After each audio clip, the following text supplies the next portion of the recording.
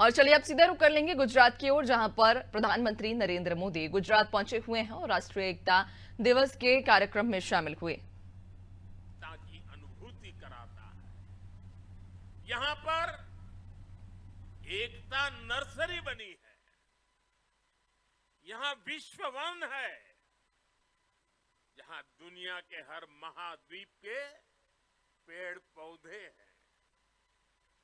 यहाँ children nutrition park है, जहाँ पूरे देश की हेल्दी फूड हैबिट्स के दर्शन एक ही जगह पर होते हैं। यहाँ आरोग्य वन है, जहाँ देश की अलग हिस्सों की आयुर्वेद परंपरा का, पौधों का समावेश है। इतना ही नहीं, यात्रियों के लिए यहाँ एकता मॉल भी है, जहाँ देश भर के हैंडीक्राफ्ट्स एक ही छत के नीचे मिलते हैं। और साथियों, ये एकता मॉल सिर्फ यहीं पर है ऐसा नहीं, हम देश के हर राज्य की राजधानी में एकता मॉल के निर्माण को प्रोत्साहन दे रहे हैं। एकता का यही संदेश हर वर्ष होने वाली एकता दौड़ से भी मजबूत होता है। साथियों, एक सच्चे भारतीय होने के नाते हम सभी का कर्तव्य है कि हम देश की एकता के हर प्रयास को सेलिब्रेट करें, उत्सव उमंग से भर दे। ऊर्जा, आत्मविश्वास, हर पल नए संकल्प, नई उम्मीद, नए उमंग, यही तो सेलिब्रेशन है। जब हम भारत की भाषाओं पर बल देते हैं, उससे भी एकता की एक मजबूत कड़ी हमें जोड़ती है। नई राष्ट्रीय शिक्षा नीति में हमने भारतीय भाषाओं में पढ़ाई पर विशेष बल दिया है। आप सबको पता है और देश ने गौरव भी अनुभव किया, दुनिया भर में उसे उत्सव के रूप में बनाया गया। वो कौन सा निर्णय था? हाल में ही सरकार ने मराठी भाषा, बांग्ला भाषा, असमिया भाषा, पाली भाषा और प्राकृत भाषा, इन भाषाओं को शास्त्रीय भाषाओं का दर्जा दिया। सरकार के इस फैसले का सभी ने दिल से स्वागत किया है और हम हमारी भाषा को मातृभाषा कहते हैं। और जब मातृभाषा का सम्मान होता है ना, तो हमारी अपनी माता का भी सम्मान होता है, हमारी धरती माता का सम्मान होता है और हमारी भारत माता का सम्मान होता है। भाषा की तरह ही आज देश भर में चल रहे कनेक्टिविटी के काम, जोड़ने के काम भी देश की एकता को मजबूत कर रहे हैं। रेल हो, रोड हो, हाईवे हो और इंटरनेट जैसे आधुनिक इंफ्रास्ट्रक्चर के ने गांव को शहरों से जोड़ा है। जब कश्मीर और नॉर्थ ईस्ट की राजधानियां रेल से जुड़ती हैं, जब लक्षद्वीप और अंडमान निकोबार द्वीप अंडर सी केबल से तेज इंटरनेट से जुड़ते हैं, जब पहाड़ों पर लोग मोबाइल नेटवर्क से जुड़ते हैं, तब विकास की दौड़ में पीछे छूट जाने का भाव समाप्त हो जाता है। आगे बढ़ने की नई ऊर्जा अपने आप जन्म लेती है। देश की एकता का भाव सशक्त होता है। साथियों, पहले की सरकारों की नीतियों में और नीयत में भेदभाव का भाव भी देश की एकता को कमजोर करता रहा है। बीते 10 वर्षों में देश में सुशासन के नए मॉडल ने भेदभाव की हर गुंजाइश समाप्त की है। हमने सबका साथ, सबके विकास का रास्ता चुना है। आज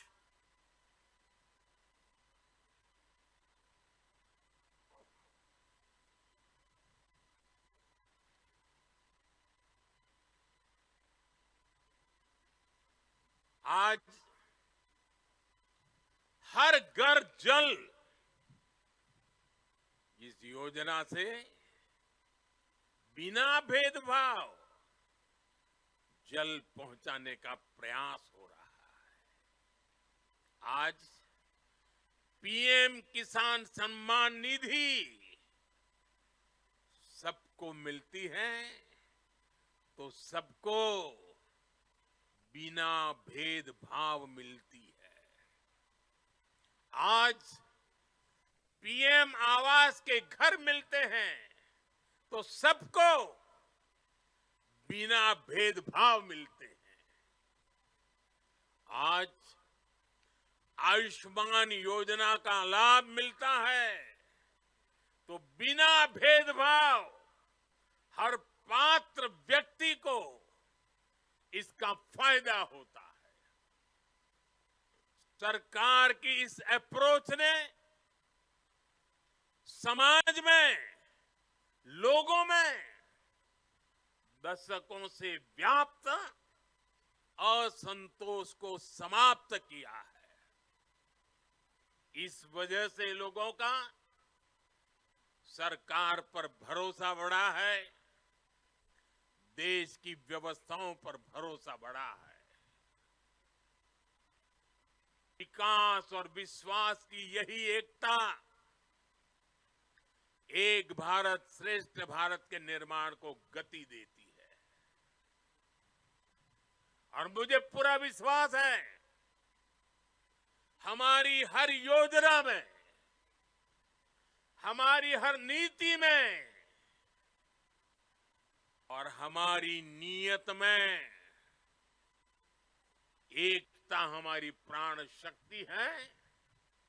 इसे देख करके, सुन करके सरदार साहब की आत्मा जहां भी होगी, हमें अवश्य आशीर्वाद देती होगी। साथियों, पूज्य बापू महात्मा गांधी कहा करते थे, विविधता में एकता को जीने के हमारे सामर्थ्य की निरंतर परीक्षा होगी, गांधी जी ने कहा था। और आगे कहा था, इस परीक्षा को हमें हर हाल में पास करते रहना है। बीते 10 साल में भारत ने विविधता में एकता को जीने के हर प्रयास में सफलता पाई है। सरकार ने अपनी नीतियों और निर्णयों में एक भारत की भावना को लगातार मजबूत किया है। आज वन नेशन वन आइडेंटिटी यानी आधार की सफलता हम सब देख रहे हैं और दुनिया इसकी चर्चा भी करती है। पहले भारत में अलग अलग टैक्स सिस्टम थे। हमने one nation one tax system GST बनाया। हमने one nation one power grid से देश के पावर सेक्टर को मजबूत किया। वरना एक वक्त था कहीं बिजली तो होती थी, कहीं अंधेरा होता था, लेकिन बिजली पहुंचाने के लिए ग्रिड टुकड़ों में बटी पड़ी थी। हमने वन नेशन वन ग्रिड इस संकल्प को पूरा किया। हमने one nation one ration card से गरीबों को मिलने वाली सुविधाओं को एक साथ जोड़ दिया, एकीकृत किया। हमने आयुष्मान भारत के रूप में one nation one health insurance की सुविधा देश के जन जन को दी है।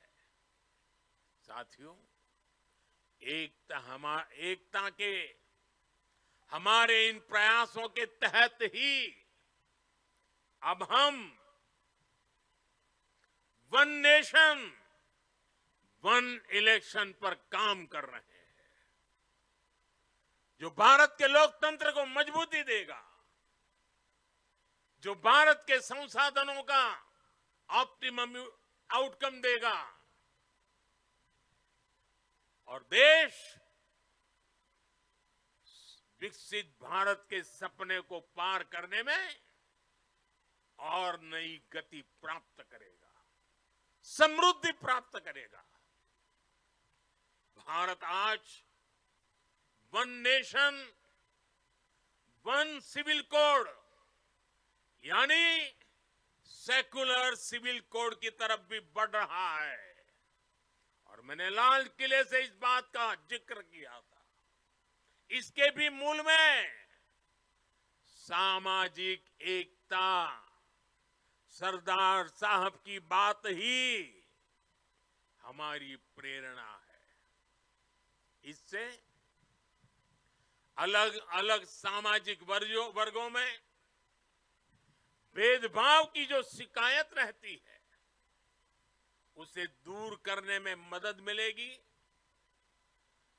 देश की एकता और मजबूत होगी, देश और आगे बढ़ेगा, देश एकता से संकल्पों को सिद्ध करेगा। साथियों, आज पूरे देश को खुशी है कि आजादी के 7 दशक बाद देश में एक देश एक संविधान का संकल्प भी पूरा हुआ है। सरदार साहब की आत्मा को मेरी ये सबसे बड़ी श्रद्धांजलि है। देशवासियों को पता नहीं है 70 साल तक बाबा साहब आंबेडकर का संविधान पूरे देश में लागू नहीं हुआ था। संविधान की माला जपने वालों ने संविधान का ऐसा घोर अपमान किया था। कारण क्या था?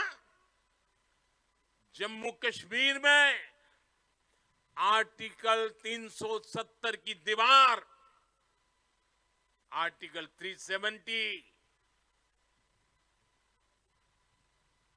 जो देश में दीवार बन के खड़ी थी, संविधान को यहां रोक देती थी, वहां के लोगों के अधिकारों से उनको वंचित रखती थी। वो धारा 370 को हमेशा हमेशा के लिए जमीन में गाड़ दिया गया है। पहली बार वहां इस विधानसभा चुनाव में बिना भेदभाव को वोट डाले गए।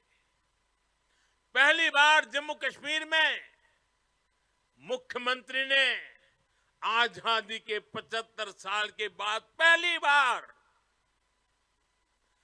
भारत के संविधान की शपथ ली है। ये दृश्य अपने आप में भारत के संविधान निर्माताओं को अत्यंत संतोष देता होगा, उनकी आत्मा को शांति मिलती होगी और ये भी संविधान निर्माताओं के प्रति हमारी नम्र श्रद्धांजलि है। मैं इसे भारत की एकता के लिए एक बहुत बड़ा और बहुत ही मजबूत पड़ाव मानता हूं। जम्मू कश्मीर की देशभक्त जनता ने अलगाव और आतंक के बरसों पुराने एजेंडे को खारिज कर दिया है। उन्होंने भारत के संविधान को, भारत के लोकतंत्र को विजयी बनाया है। अपने अपने वोट से 70 साल से चल रहे अपप्रचार को ध्वस्त कर दिया है।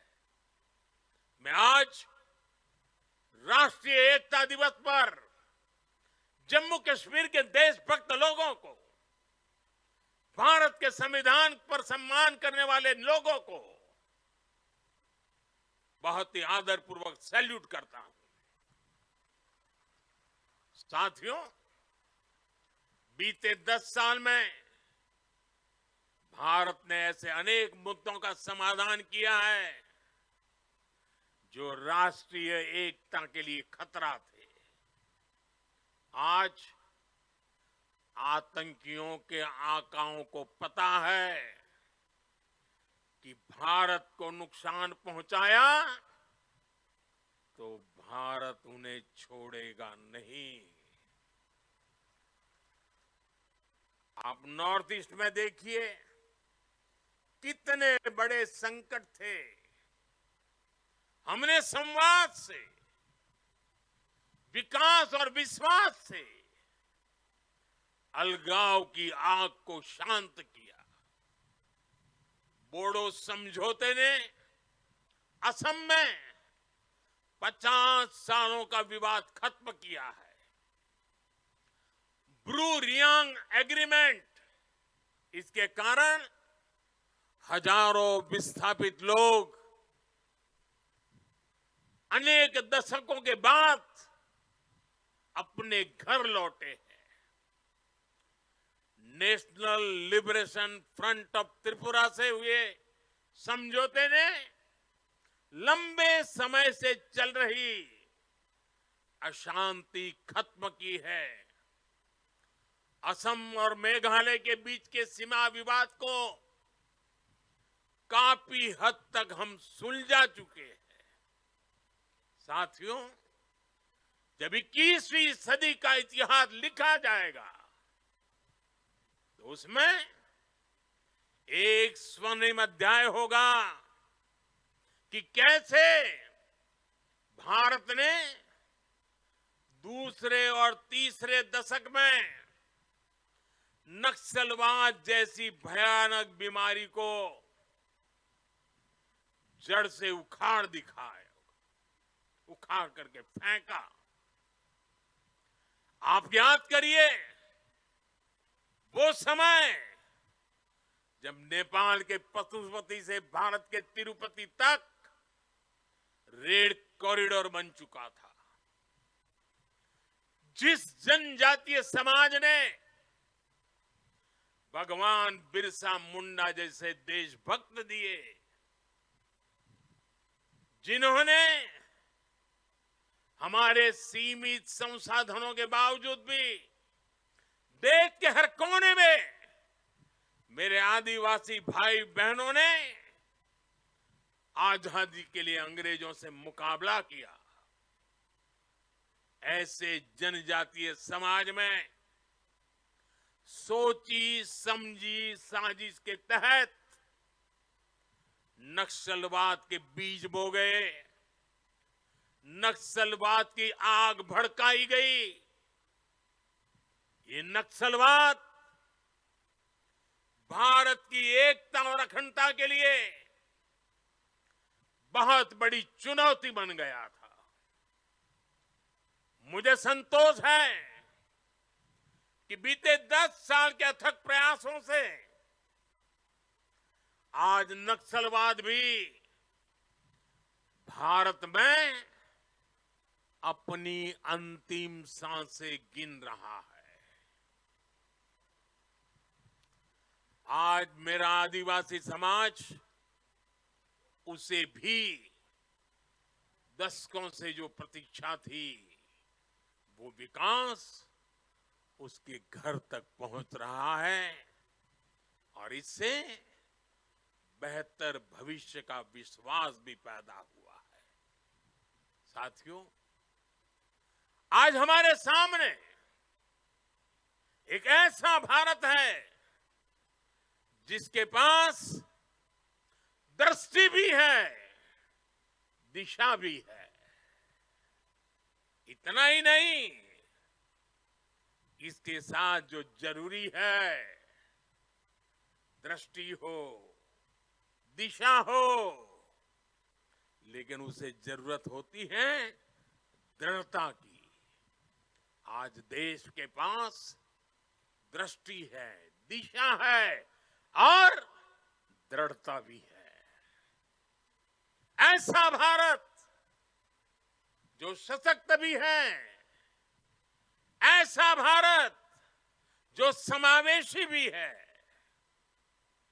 ऐसा भारत जो संवेदनशील भी है, ऐसा भारत जो सतर्क भी है, जो विनम्र भी है और विकसित होने की राह पर भी है। ऐसा भारत जो शक्ति और शांति दोनों का महत्व जानता है। दुनिया भर में मची भारी उथल पुथल के बीच सबसे तेज गति से विकास करना ये सामान्य बात नहीं है। जब अलग अलग हिस्सों में युद्ध हो रहे हो, तब युद्ध के बीच बुद्ध के संदेशों का संचार करना सामान्य नहीं है। जब दुनिया के अलग अलग देशों में रिश्तों का संकट है, तब भारत का विश्व बंधु बनकर उभरना सामान्य नहीं है। जब दुनिया में एक देश की दूसरे देश से दूरी बढ़ रही है, तब दुनिया के देश भारत से निकटता बढ़ा रहे हैं। ये सामान्य नहीं है, ये नया इतिहास रचा जा रहा है। आखिर भारत ने ऐसा क्या किया है? साथियों, आज दुनिया देख रही है कि भारत कैसे अपने संकटों का दृढ़ता के साथ समाधान कर रहा है। आज दुनिया देख रही है कि भारत कैसे एकजुट होकर दशकों पुरानी चुनौतियों को समाप्त कर रहा है। और इसलिए हमें इस महत्वपूर्ण समय पर अपनी एकता को सहेजना है, उसे संभालना है। हमने एकता की जो शपथ ली है, उसे बार बार याद करना है, उस शपथ को जीना है। जरूरत पड़े तो उस शपथ के लिए जूझना है। हर पल इस शपथ की भाव को अपने जोम से भरते रहना है। साथियों, भारत के बढ़ते सामर्थ्य से, भारत में बढ़ते एकता के भाव से कुछ ताकतें, कुछ विकृत विचार, कुछ विकृत मानसिकता है, कुछ ऐसी ताकतें बहुत परेशान है। भारत के भीतर और भारत के बाहर भी ऐसे लोग भारत में अस्थिरता, भारत में अराजकता फैलाने की कोशिश कर रहे हैं। वो भारत के आर्थिक हितों को चोट पहुंचाने में जुटी हैं। वो ताकतें चाहती कि दुनिया भर के निवेशकों में गलत संदेश जाए, भारत की नेगेटिव छवि उभरे। ये लोग भारत की सेनाओं तक को टारगेट करने में लगे हैं। मिस इन्फॉर्मेशन कैंपेन चलाए जा रहे हैं। सेनाओं में अलगाव पैदा करना चाहते हैं। ये लोग भारत में जात पात के नाम पर विभाजन करने में जुटे हैं। इनके हर प्रयास का एक ही मकसद है, भारत का समाज कमजोर हो, भारत की एकता कमजोर हो।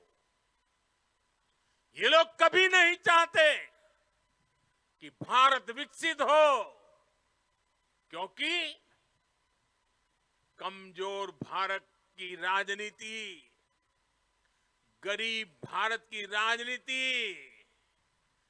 ऐसे लोगों को सूट करती है।